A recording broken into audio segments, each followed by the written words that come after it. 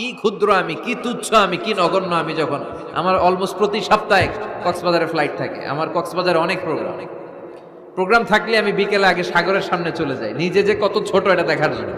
বঙ্গোপসাগরের সামনে দাঁড়ালে আয়রে নিজের কি ইয়াতিম লাগে, কি ছোট্ট আমি, কি সাগরের তর্জন গর্জন।